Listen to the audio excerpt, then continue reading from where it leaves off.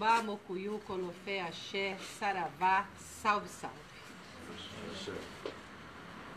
Sejam todos e todas bem-vindas à nossa casa. Nossa casa é uma casa que cultua neste local as divindades e os nossos ancestrais. Mas eu gostaria de pedir uma licença para vocês para falar uma coisinha um pouquinho mais longa hoje. Se vocês me permitirem, eu agradeço. Essa semana foi uma semana aqui em Itanhaém de muito movimento em relação a essas questões da Semana da Consciência Negra.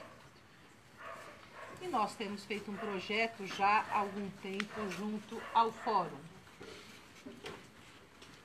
E as pessoas ficam perguntando, por que uma mulher branca, de classe média, fica infernizando para que nós tenhamos reflexões sobre a questão do racismo no nosso país. Primeiro, pela coerência da minha vida. Eu estou dentro de um terreiro cujo a ancestralidade é africana. Logo, eu devo aquilo que eu faço ao povo africano. Até por coerência, é justo que eu defenda a igualdade social, que envolve as questões raciais, e esta luta não pode ser uma luta num dia só, é na vida. É na minha vida. Isso faz parte da minha vida. Então, sou aquela pessoa chata que passa a vida lutando por um ideal, em que todos nós sejamos aceitos da mesma forma. Principalmente pela coerência de ser mãe de santo, e na qualidade de mãe de santo, eu tenho obrigação de lutar por este espaço social. Essa é uma questão que eu gostaria de pontuar. Então, eu não faço isso para ficar famosa, eu não faço isso para chamar atenção, para ganhar clientes. É bom que saibam que todas as pessoas que me procuram para atendimento da internet, eu não atendo nenhuma. Eu sempre digo às pessoas, procure o pai e a mãe de santo mais próximo a você. Existem pais e mães de santo bons em todos os lugares do Brasil. A minha proposta de ir à internet não é status no santo. Minha proposta de ir na internet é lutar pela igualdade, lutar pelas religiões afro-brasileiras. Eu sei que isso é incomum, porque quem é que quer lutar para os outros gratuitamente? Eu. Não quero nada em troca. Eu só quero que as pessoas reflitam. Que as pessoas tenham reflexões, indignações e respeito. Então eu não tenho interesse obscuro. Eu não tenho um segundo interesse com isso. Pode ser que algumas pessoas venham conhecer minha casa de santo devido a essas lives que estão aí correndo. É ótimo, é um prazer receber, é um prazer, mas o meu intuito não é esse. O meu intuito é levar às pessoas um empoderamento da religião afro-brasileira, um empoderamento das questões sociais, um empoderamento das questões espirituais. Isso é fundamental. Deixando claro esta primeira questão, aliás, essa segunda, né, que eu já falei a primeira, eu tenho uma terceira motivação. E a terceira motivação para falar na internet e aqui com vocês, de incorporar logo, né, de começar o ritual e incorporar, temos como princípio essa fala inicial, que não é uma ideia minha. Isso vem do meu pai de santo, o Babá Rivas, o pai Rivas. Ele fazia isso. Não fez isso durante 1, 2, não. Ele fez isso durante 49 anos que ele esteve presente na vida de todas as pessoas. Então, eu dou continuidade àquilo que a gente chama de tradição da minha casa de santo. minha casa de santo, sempre se preocupou com o diálogo. E o diálogo nem sempre é consenso. O diálogo pode ser dissenso.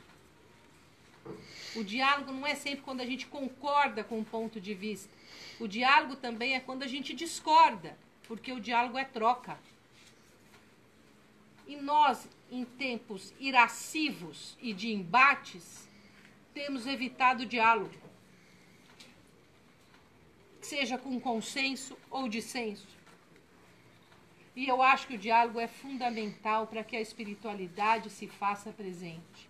Nós não estamos aqui num diálogo com o plano espiritual? As entidades, os ancestrais não vêm aqui conversar com vocês? Isso não é um diálogo?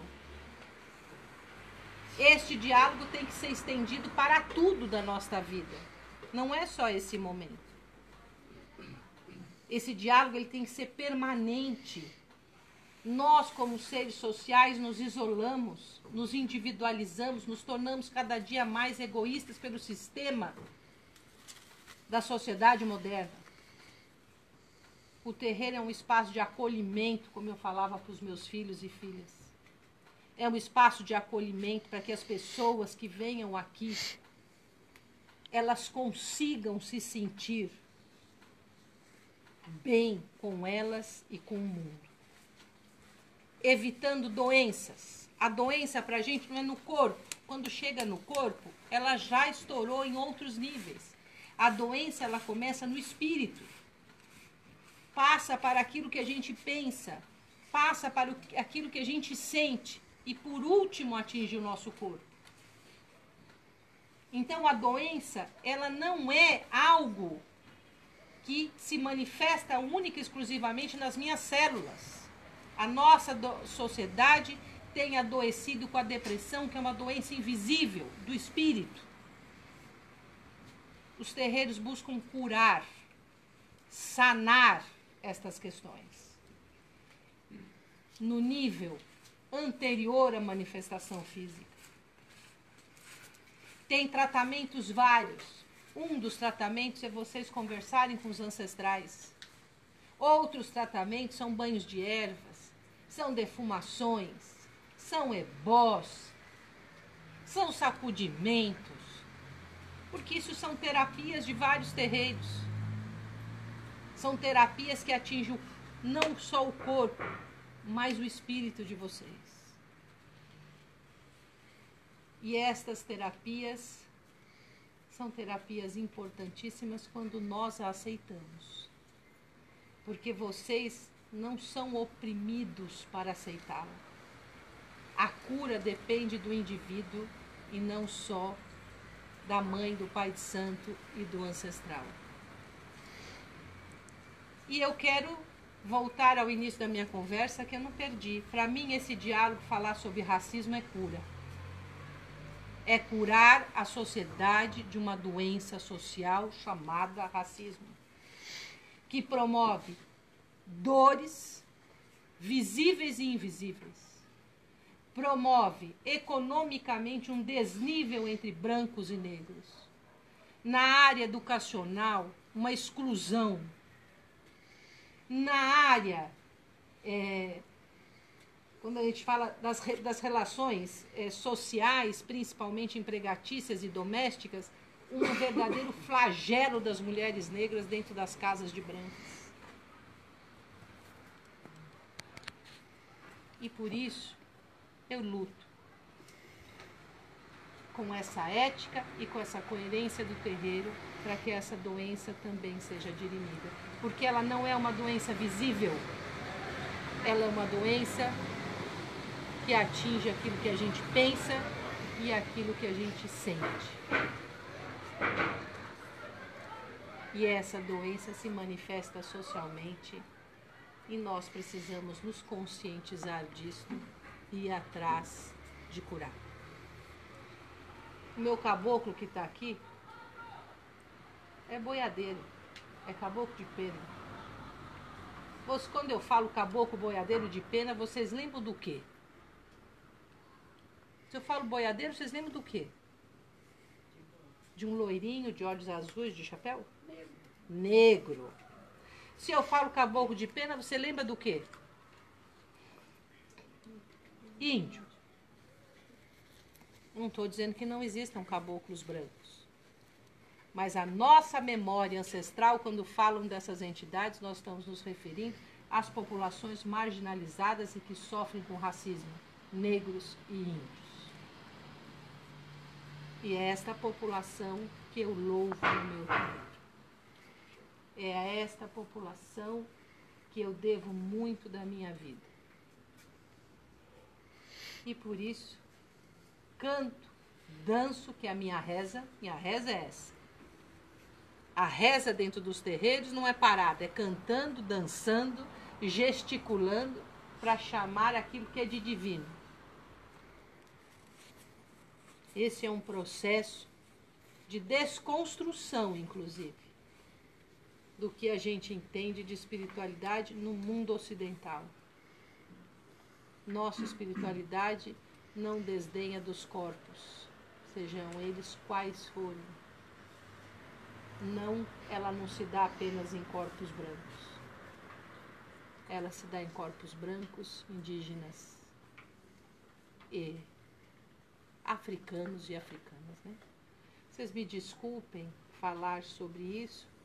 Poderia estar falando de como uma erva funciona, de como um fio de conta funciona, como ele é importante dentro do terreiro, como ele tem uma função ritual, mas se eu uso um fio de conta, se eu uso uma erva, alguém também me ensinou um dia a usar isso.